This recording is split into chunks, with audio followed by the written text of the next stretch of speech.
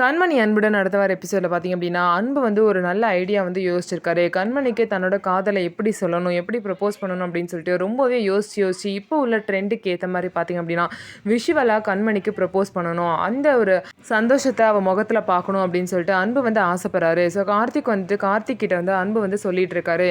இந்த மாதிரி வந்து நான் வந்து ஒரு வீடியோவாக பேச போகிறேன். கண்மணி மேலே எவ்வளோ காதல் வச்சுருக்கேன் அப்படிங்கிறத ஒரு வீடியோவாக பேசி எல்லாத்தையும் எடிட் பண்ணி கண்மணி கிட்ட காட்ட போகிறேன் அப்படின்னு சொல்லிட்டு அன்பு வந்து சொல்கிறாரு. சூப்பர் ஐடியாவா இருக்குண்ணே. இந்த மாரி ஐடியாலாம் யாருமே யோசிச்சிருக்க மாட்டாங்க. இவ்ளோ எஃபோர்ட் போட்டு நீ அண்ணிக்காக செய்ற. கண்டிப்பா அண்ணி வந்து இதில சர்ப்ரைஸ் ஆக தான் போறாங்க அப்படின்னு சொல்லிட்டு கார்த்திக்கும் சொல்லுவாரு. ஸோ அன்பு பார்த்தீங்க அப்படின்னா, தன்னோட காதல சொல்றதுக்காக இவ்ளோ தூரம் போராடி, கண்மணிக்காக அவ்ளோ தூரம் யோசிச்சு செய்றாரு. ஆனா அந்த வெண்ணிலா இவங்க 2 பேரையும் பிரிக்கணும்னே பிளான் பண்றாங்க. கண்மணி கிட்ட தப்பு தப்பா அன்ப பத்தி சொல்லி, இந்த மாரி கண்மணிய விட்டு அன்பு விலகணும் அப்படிங்கிற மாரியே வெண்ணிலா வந்து பண்றாங்க. வெண்ணிலா கொஞ்சம் கூட வந்து பார்த்தீங்கன்னா, கண்மணி தன்னோட ஃப்ரெண்டு தான். அவ நல்லா இருக்கணும், வாழ்க்கை நல்லா இருக்கணும் அப்படிங்கிற எண்ணம் வெண்ணிலாக்கு கொஞ்சம் கூட இல்ல. ஸோ கண்மணி வந்து எப்ப வெண்ணிலாவோட ட்ரூ கலர புரிஞ்சுகிட்டு, அவங்க கிட்ட இருந்து விலகி இருக்காங்களோ, அப்பதான் அவங்களும் அன்பும் வந்து சேர்ந்து நிம்மதியா வாழ முடியும். ஸோ இதுக்கப்புறம் என்ன நடக்க போகுது அப்படின்னு சொல்லிட்டு நம்ம வெயிட் பண்ணி பார்க்கலாம்.